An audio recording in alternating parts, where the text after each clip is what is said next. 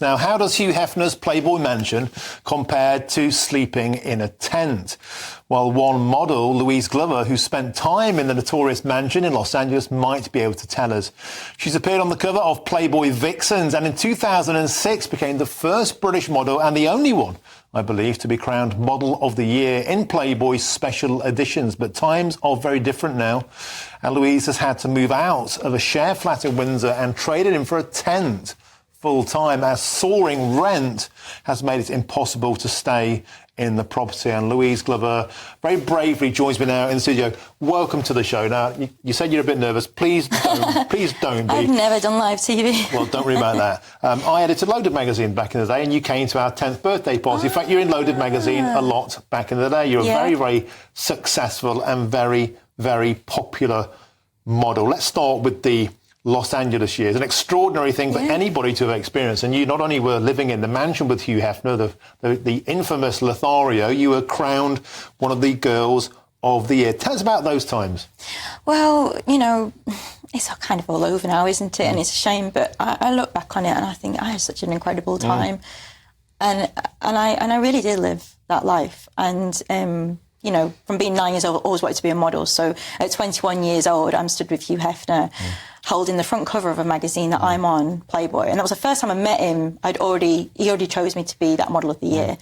And I was told no one's ever won this out of the USA, this magazine cover shoot, and then obviously the Model of the Year. And I was just like, when I was told by the photographer that I'd won it, even he was shocked. Not shocked that I couldn't have won it, but shocked because no one's won it outside the USA. And I was like, oh my God, this is brilliant. Yeah.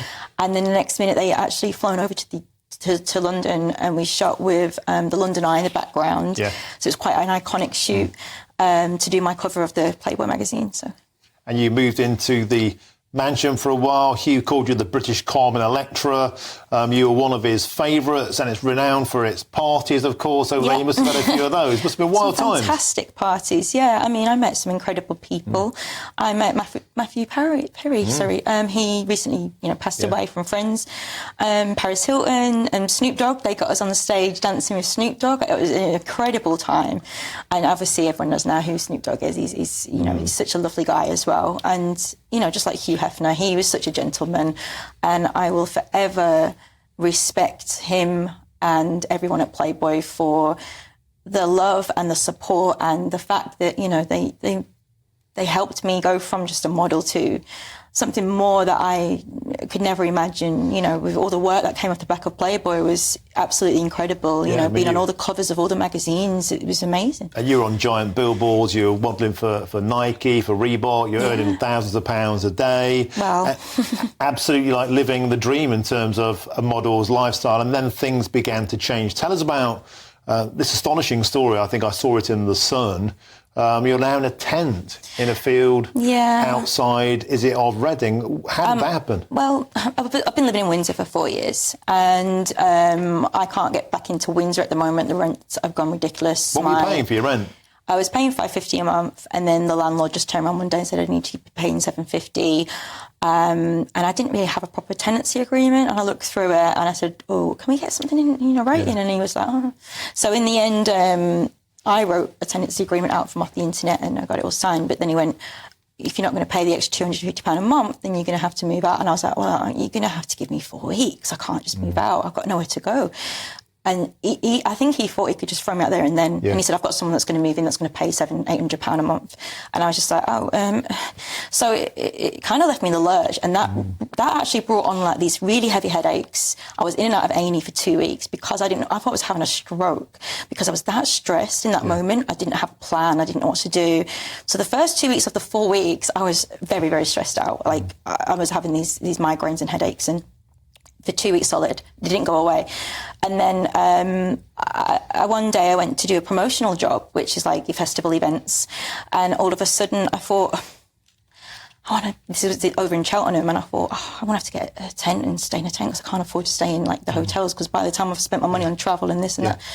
So I went and got the tent, and I thought maybe this will be the way I can go for a few months or so, and it was still summer a few months back when I became homeless.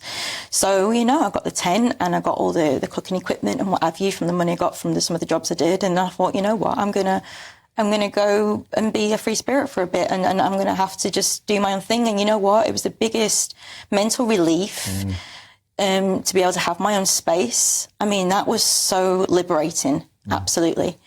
And it's an astonishing story, and you've been literally in the Playboy Mansion in Los Angeles to a tent in Reading. But one thing I genuinely admire about your story is that you've had approaches to do work on things like OnlyFans, and you've said you've been very, very resolutely clear that you don't want to do that. Tell us why you made that brave and astonishing decision. That would be easy money for you, but you don't want to do it because you've got principles. It's not that it's easy money.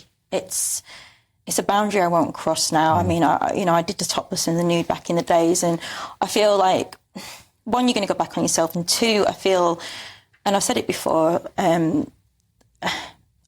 many people I've spoken to, and many, I just know it's full of manipulative men, and it's not for me. When I did modelling, I would go and do a photo shoot, you'd get paid or however it worked, and you'd go home, and the next day you go and do another photo shoot, and you don't have to deal and talk to the guy side of it. Just because you eat the cow doesn't mean you want to meet the cow. I know it's a random saying, but this was my job, and it's a different, I think the stigma attached to it isn't great as well. But I think when the pandemic hit, a lot of people went to OnlyFans due to the fact that there was nowhere. They were at home and they couldn't work in a studio as normal, so they would like lap dancers or the babe session girl, or however it worked. Those sort of girls went to the OnlyFans. I didn't know anything about it until after lockdown, and you heard about it towards the end of lockdown. But I don't feel like it's. I don't know. I've gained a hell of a lot of respect for myself, and I look back on the topless and nude days, and I think I was very carefree, I'd say, in my 20s, and I've just learned to love myself. I've just become a better person. I love who I've become, and I don't feel I need to go back on myself in life, if that makes sense. But I don't feel there's money there for me, because if I was going to do it, and let's say I was going to do topless, no one's going to be interested in that.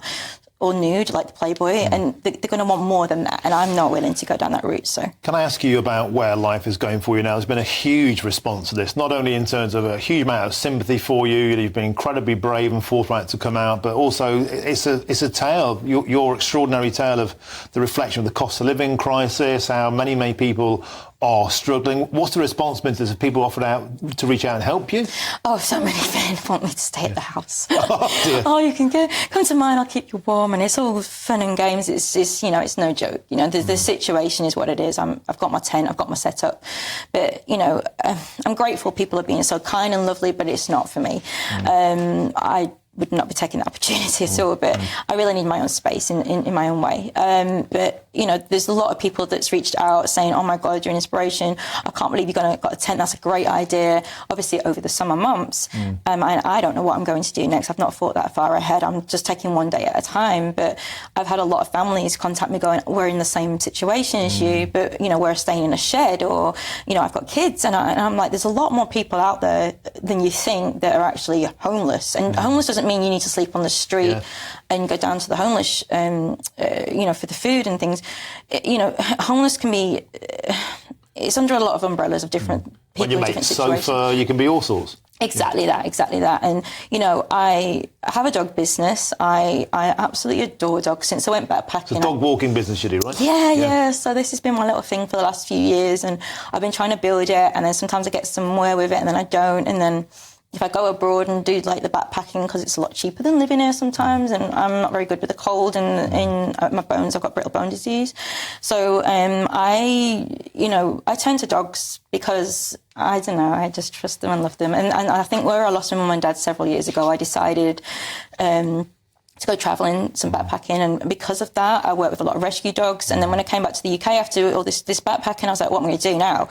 So I set up my own little dog business, walking them, and sometimes I get some house sits, which is I've only had a couple this summer, which is a shame because that could have turn this situation around for me and give me a chance to save, and it hasn't really worked out the way I was hoping it should. But I'm still in work. It's just that I'm not getting enough work with everything. So. I'm hoping that people watching this now see that you're a wonderful person. Thanks for sharing your story. Thanks for being so brave and coming on TV. You did a great job. Thank you very much. It was very quick. I was like, oh. No, thank you very much. Oh, it's a pleasure to have you in the studio. Thank you.